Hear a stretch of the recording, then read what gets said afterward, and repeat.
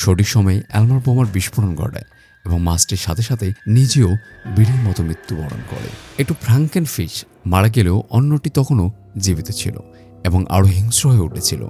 সেটি এবার বাড়িটিকে পুরোপুরি ধ্বংস করার জন্য আক্রমণ করে। স্যাম, মেরি এবং বাকিরা বুঝতে পারে যে তাদের পালানোর আর কোনো পথ নেই। ঠিক সেই মুহূর্তে স্যাম তার বুদ্ধি কাজে লাগায়। সে একটি এয়ারবোটের যে বোটগুলো জলাভূমিতে ফ্যানের সাহায্যে চলে কাছে পৌঁছানোর চেষ্টা করে।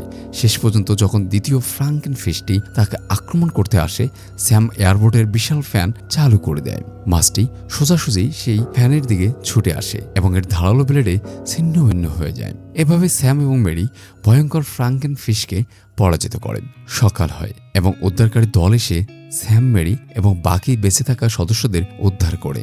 মনে হচ্ছিল দুঃস্বপ্নের বুঝি অবসান হলো।